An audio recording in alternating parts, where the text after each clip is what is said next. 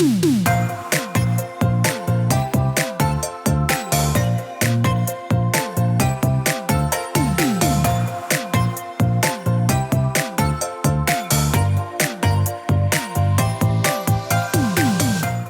to the Plant-Based Podcast.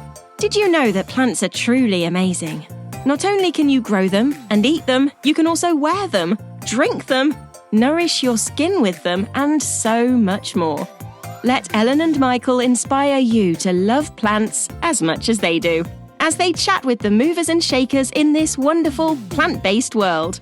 So, let's dig in. Hello, we're British Garden Centres, the largest garden centre group in the UK with 72 garden centres. From Highlegate Garden Centre in Northumberland to Havant Garden Centre in Portsmouth, Carmarthen Garden Centre in South Wales and everywhere in between. We are so excited to be the sponsor of Series 18 of the Plant-Based Podcast. We are also celebrating our 35th birthday this year as British Garden Centres was launched in 1990 in Woodthorpe, Lincolnshire by two brothers, Charles and Robert Stubbs. They started by selling hedge cuttings outside their family home and now have recently opened their 72nd garden centre in Northampton. We aim to provide you with great plants and gardening products at affordable prices with a first-class service delivered by a passionate team. Follow us on our journey on social media at British Garden Centres and find us online at britishgardencentres.com, where you can also shop online and get 10% off with the code PLANTS10. Let's keep Britain growing. Code expires on the 30th of June and gives 10% off everything excluding clearance and gift cards. Hey guys, today on the podcast we got a very exciting episode because we're going to talk about conifers. Yeah, conifers. I know you might be recoiling at the sound of this, but conifers are the next big thing, I promise you. They're evergreen, they're colourful, they're long-lasting, they give habitat to wildlife. They also can fix carbon into the soil, so they're really, really great, sustainable, environmental choices for our outdoor spaces. And I've been to visit the last commercial conifer nursery standing in Lincolnshire, and I'm here today on the podcast with Zoe and Carolina from that nursery. Welcome. How are you? Hello. Yeah, we good. Yeah. So what day is it here, but we're all good. I came up last week, didn't I? And it was super sunny. And now we both look out the window and it's I don't know about there, but it's rainy here and misty as well. It's really looks like an apocalypse, but we do need the rain. So we do need the rain. So the plants will enjoy it. So tell us about you both, because I saw you guys, Zoe, I met you at the Garden Press event back in February. Yeah. Mm-hmm. And this kind of coincided with my next obsession, which is conifers, because I'd been at the Plantarium show in the Netherlands and saw a grower there and started to see all the different shapes, colours, and how they displayed them was really contemporary and new as well. So we're going to have a great discussion around conifers today. But first of all, tell us who you guys are, tell us the history of the nursery and why you are the last nursery standing as well. So the nursery started about 50 years ago. My parents developed it.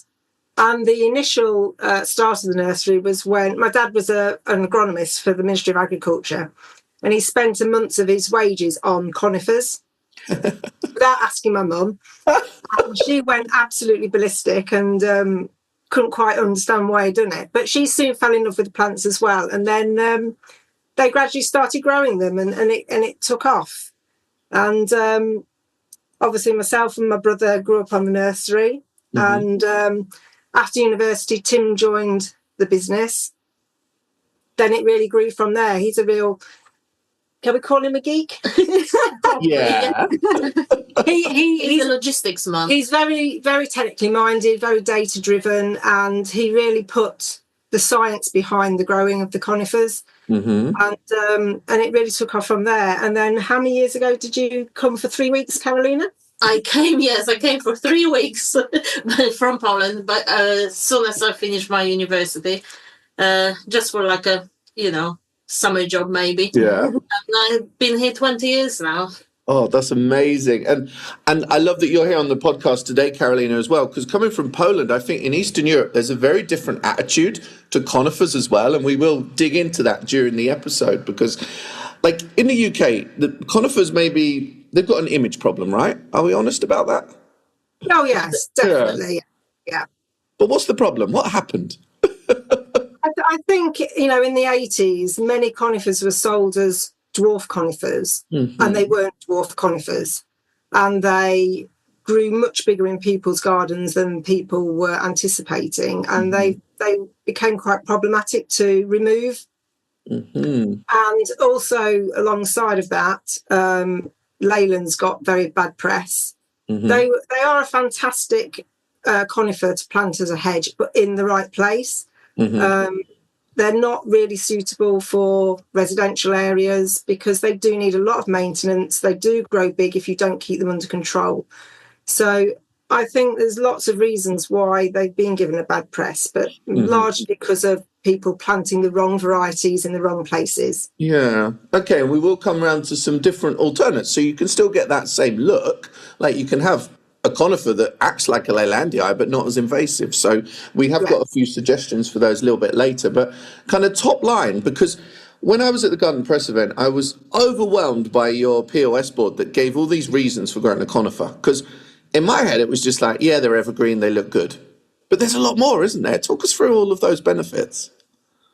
Well, first and foremost, I think really to remember there is a conifer for every single garden out there. They have huge variety of colour, huge variety of textures and different growth rates. And they really do add something to the garden all year round. We kind of use our slogan as the heart of the garden because that's what they are. They're there in the garden all year round, giving colour, interest, structure, without really having to do any maintenance to them. If you choose the right variety, they will sit there and do the job in your garden while everything else dies away, and they still look fantastic in the winter. They're perfect for wildlife. Birds love them. Loads of other pieces of nature will feed off different things living in conifers, so they're really good for the wildlife. We actually, on that one, we actually noticed this year, first time probably I've seen a lot of bees buzzing around certain conifers, particularly pines, whether it's because around May time when they have a new growth, it's a bit more sappy and it's that maybe that sweet smell to it. That is awesome. You can find quite a lot of bees buzzing around some conifers. But yeah, we've also been looking at how conifers store carbon. So obviously we all know how woody trees store carbon and are good for the environment. And there's lots of press about large specimens like oaks. And conifers will do exactly the same job as an oak tree, but just on a smaller scale. So there's not many people have got gardens big enough for oak trees these days, but you have got room for a conifer. So you know you'll be doing your bit for the environment, but just on a smaller scale. That is really interesting, honestly. And I had a great tour of the nursery last week, and you're growing. We did the calculations, didn't we? How many different? First of all, how many different cultivars are you growing? So, how much is in your inventory? I think you'd be talking about a couple of hundreds. Yeah. So maybe between 200 to 300, maybe just under 3. Yeah. Some varieties we used to grow and growing less. Some varieties that we grow loads of, more popular stuff. Okay. Around a couple of hundreds, I'd say.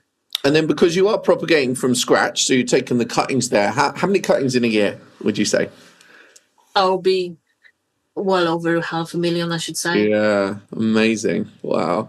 And most things are grown from cuttings, isn't it? There's only a couple of things that were grown from seed, wasn't it? Taxus baccata, grown from seed, and monkey puzzles.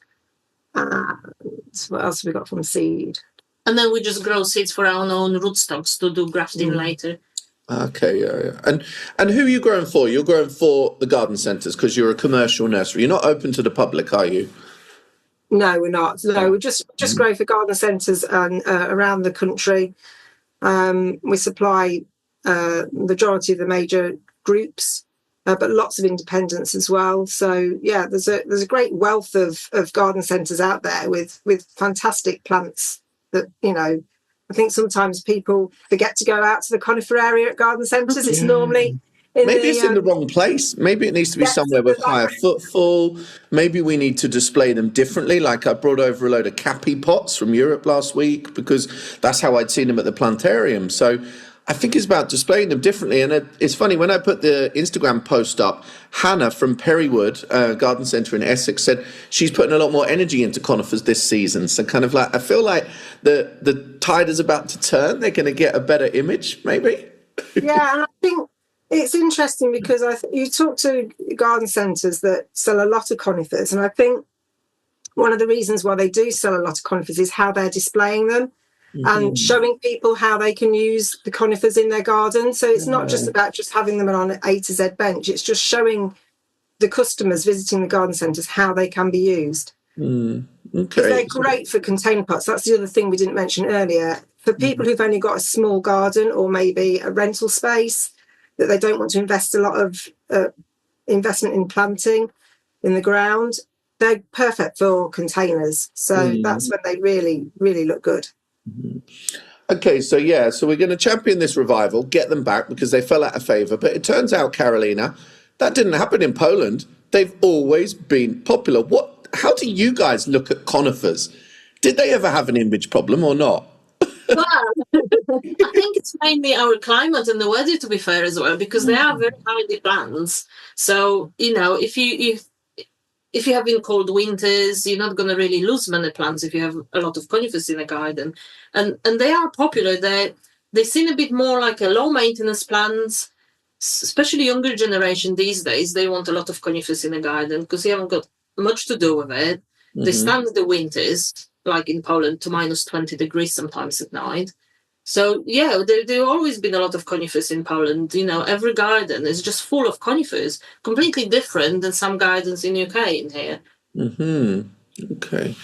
Interesting. I think, we need to start appreciating them very differently. So, but we have talked about why there is an image problem. So let's talk about the dwarf versus slow growing, because you guys gave me a very interesting little kind of grading last week. You said if something grows more than 5 centimeters a year, it's slow growing, and if it's less, it's dwarf. What did you say? I probably got that completely wrong.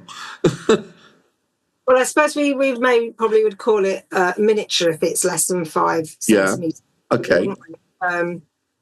I mean, on our labels, we try and show the first bullet point is always the growth rate, because years ago, and this may be contributed to why they got a bad image. Conifers were always sold with a 10-year growth piece of information on the label. So many people thought that after 10 years that plant would stop growing and it would reach that height and it wouldn't go any bigger. But they are a tree. They will keep on growing. They'll slow down their growth rate as they get older and mature, but they will still keep growing. So we try and inform the customers with an annual growth rate, just to make it clear that it will keep growing at that rate throughout its lifetime. Okay. Because when I moved... sorry, Caroline. Sorry. Dwarf conifer will probably stay dwarfer rather than a slow conifer. Slow-growing conifers is a conifer that keeps growing, but slowly. So it can reach adult height to like 6 foot as well, but over, let's say, 20, 30 years, not over 10 years. With dwarf conifers, its maturity is staying dwarfer. It's not going to grow to probably 6 foot over its lifetime. So it's really about paying attention to the labels, and the labels have become more sophisticated over the years and more accurate as well, which is good news, of course. But let's talk about like Leylandii, because we're going to give some examples of plants that can give the same look as Leylandii, but they don't behave in that way, because Leylandii, they get too big, they need a lot of trimming, they also die back and go brown, like you can't really rejuvenate them. So what would be some great alternatives that realistically give us that same effect? Because Leylandii, we just want kind of, I don't know, I guess when people plant them, they're looking for privacy, but at the same time they want something carefree. But when they plant Leylandii, they don't get that. They get the privacy, probably too much of it. You do have to be committed to maintaining them. That's absolutely if you're planting a lane hedge. I guess Thuya plicata A lot gelderland. of Thuya species would be good for alternative for a hedge. Plicata, yes, gelderland. If you want something yellow, slower growing, you can go for Thuya plicata goldie. That's a beautiful color year round. And then there's a tiny little plant called Little Boy. Well, it's not tiny, but it's like an alternative for a box hedge. Okay. So it's like it's, nice for the border division and don't go too big, and it's really hardy as well. That's cool to have a box alternate as well, because we're obviously looking for that in lots of different directions at the moment. So another reason why conifers are so versatile. There we go. But also last week, we were talking about like Taxus baccata, using that as a substitute. Now, in my head, I always feel like yew is very slow growing, but am I wrong with that? If we plant bigger, can we get an effect a lot sooner? I mean, it's interesting really whether you say plant bigger, because when you're trying to create a hedge or a screen, planting slightly smaller is better in the first instance, because they take in the ground much quicker, and they'll actually start growing faster. Do you know what? You're absolutely right. I bought some Portuguese laurel in my garden in Suffolk, and I bought these. They were like 90 quid each. They had these massive root balls, but they took like 2 years to actually put on any new growth. So yeah. You're right. Yeah. I actually at my house planted two different sections of yew hedge. We had some old bits planted in the field which we dug up, which were probably about 5 foot. Planted those with big root balls, and then further round I planted a small hedge in a 3-litre pot, and they were planted at similar times, and they're almost identical heights now really, because the 3-litre just took hold so much quicker and made a really lush solid hedge a little bit sooner really. So but Taxus baccata are nice because you can trim them and keep them really quite tight, or you can not trim them quite so much and have more of a looser hedge. So it depends what effect you're looking for. You can get them, if you trim them a lot, almost look like a privet hedge. It look that tight. Yeah, that's cool. There's a new one, might not be new to you, but it was new to me, that came from German breeding, that is almost like, it grows like a fan almost. It's kind of like quite bushy and low. And I saw it when I was at Provender Nurseries for doing some presentations last year. And I brought some home and I used it as a container filler, because it's still quite short at the moment, but it's this lovely little bit of froth. And I love using conifers as part of a container mix-up, because when they're young, because I think sometimes in UK we want a plant to last forever, or we want it to be the same size as forever as well. And we're not that kind of daring when it comes to planting containers. But that's where conifers could help us a little bit, because they're so colourful. And some of the colours we saw in the nursery last week, like we went around with Carolina and she knows all the names, which was brilliant, because conifers are really my weak spot, I have to say. But some of those colours, like pure blue, like golds, reds, cryptomeria, don't get me started on cryptomeria. Oranges, yes. Oh my gosh, honestly. So many different colours and ways that you can design with those. But let's talk about kind of, conifers don't always look like a Thuya, do they? Like, what about, talk us through some of the weird ones, the weird looking ones like Sciadopsis, whipcord as well. So talk us about some of your favourite unusual ones, and we will put some pictures up with when we put this episode out as well. Yeah, whipcord is an unusual looking Thuya. The Thuya family, but you'll never say it's actually Thuya. It's got like a really long, thin foliage line. Tendrils almost, aren't they? Long It looks like a kind of hairdo. Exactly, yes, yeah. Oh. And I mean, I love Liferanana because it actually looks like nothing when you see it on a bed. It's just a clean, shaggy top. But then if you put it in a ceramic pot that really sets off that shape, it just totally transforms the look of the plant, and it suddenly becomes really quite modern. And I just love that for its simplicity. I love your smile when you're describing it. You are excited about conifers. Sorry, Kat. These are just perfect for containers, and they quirk it, they twist it. They've got cones and different colours, and when the new buds break in the May, they're like little candles on the top of the tree. It's just They're quite cool pines. That Are is cool. What I love about conifers are some people like quite neat plants that are balls and, you know, tight and even. Some people like shaggy, messy, floppy.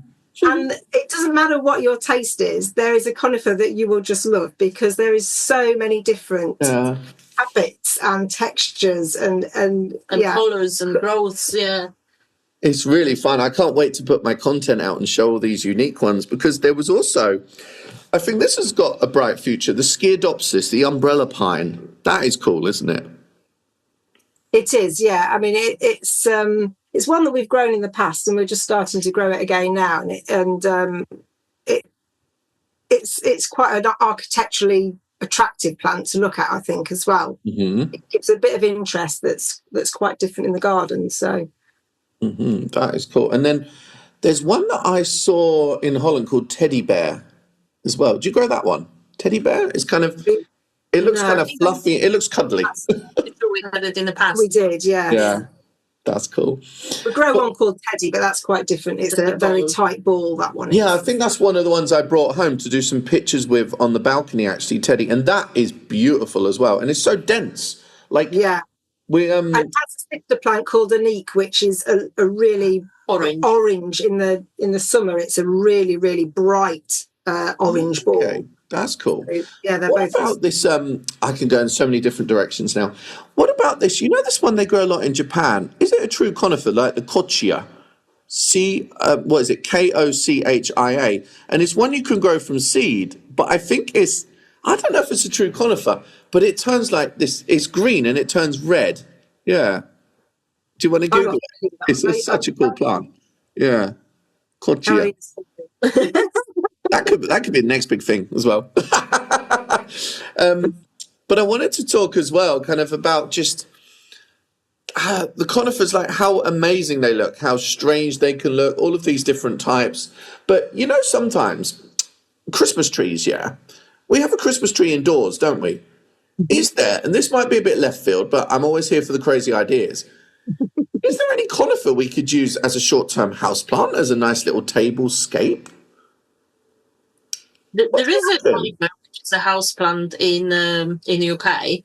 Yeah. It comes from, I think it's New Zealand or Australia. It's a Norfolk pine. Ah, yes, of course. How did that become a houseplant?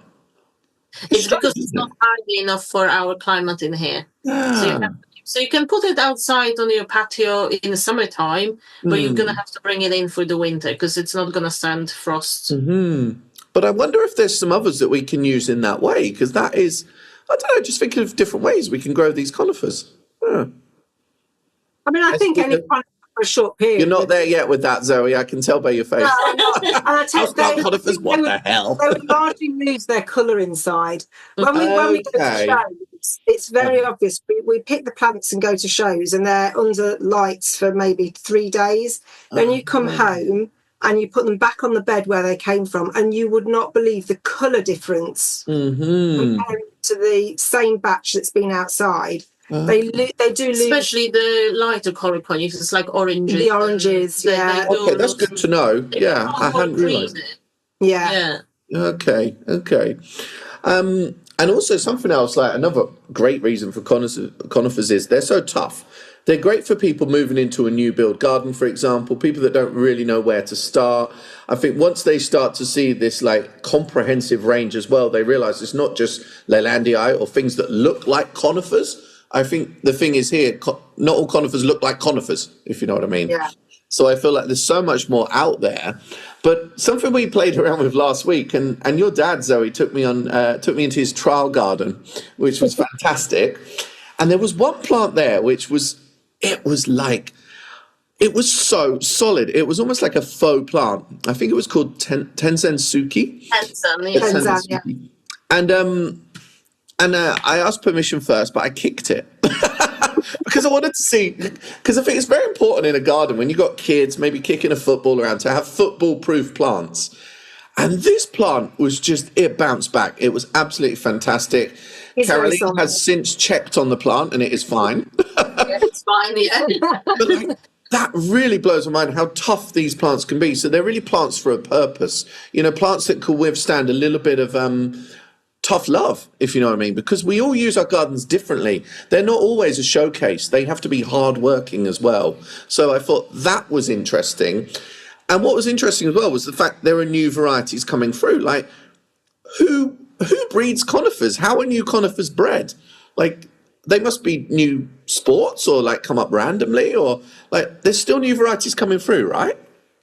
Yes, they are, and most of them are probably sports of something that's already been found. But we get a lot of our new varieties via some friendly channels, Holland and Poland as well. Yeah. So I noticed quite a lot of Polish nurseries that breed new varieties.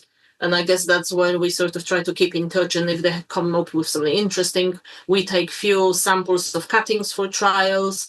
And then if we see like they perform in sort of our environment in UK, if it's going to be potentially good eye-catching or good seller, then we sort of go for some new varieties. But yes, there is few growers still. But I don't think there's many growers in UK who breed new varieties. No. We don't breed our new varieties ourselves. We're a bit more factory. Yeah. Commercial. But you might see a sport come up sometime. You never know. Yes. Sometimes we try. If you see something on the bed and it's a bit different and it change, we will probably try some cuttings and see if it will. Because it have to carry on the same sort of genes for a couple of years before you can call it a new variety. Okay. Yeah, cool. Wow, this is so nice digging into this conifer world, and I really hope this does inspire people to give them a go, because they don't have to be in the garden. They can be in patio pots. They could be even on a tabletop outside as well. Oh, honestly, I could talk about conifers all day. But I had another cool idea when I was at the plantarium. Did I tell you? You know, you guys, when you talked about growing the yew trees from seed, Taxus baccata, they create these they look like miniature trees, don't they? Yes, like a mini forest. When I was a kid, like when I was a kid, we used to create like a garden on a plate. And I feel like you could create some little tabletop planter that has this like miniature forest that looks good for a few years, and with little pathways and stuff. So, and moss as well. We could incorporate moss into that. That would be cool. So yeah, I might need to grab a load of Taxus baccata seedlings from you sometime and create my little kind of otherworldly paradise. Oh, this is just really so nice to talk to you guys about the conifers. I really, really enjoyed my visit as well. And yeah, I think kind of to finish off, what would be, each of you need to answer this. Don't give me the same answer. What would be your one recommendation of a conifer that is kind of, if someone's choosing their first conifer, what would you recommend to them? Which one?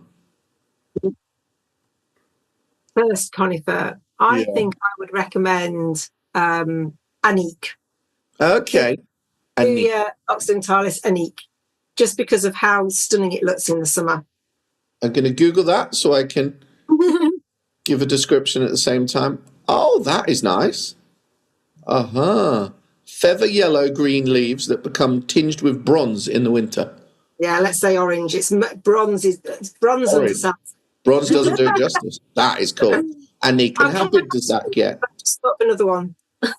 You what, sorry? I've just thought of another one. Can I have two? Oh, blimey. All right, then, go on. My second one would be Cerama, because it has these wonderful fans where the foliage fuses together. Oh, it's Cryptomeria. Cryptomeria, yeah. I'm Googling that.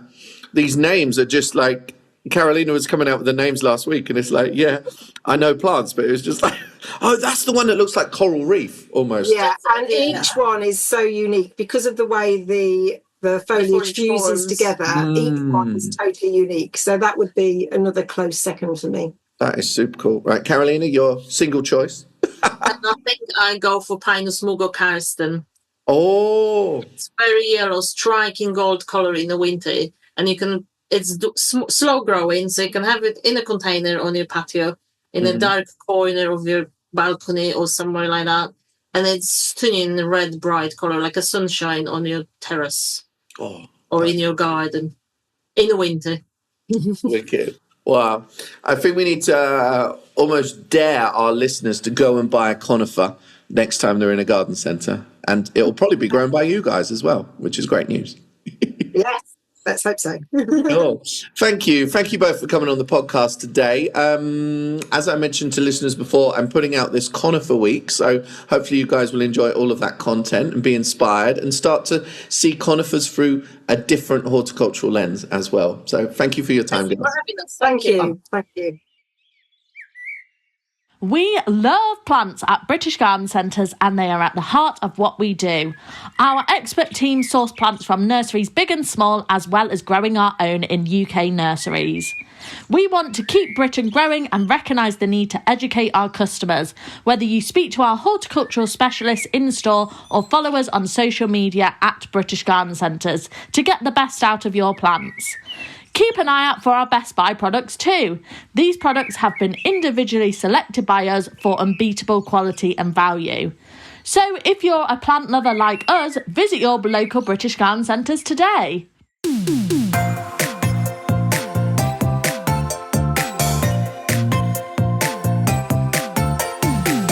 The music for the Plant-Based podcast is part of the song Grow by Mikey James, and our editor is Gareth Patch of Semi Echo.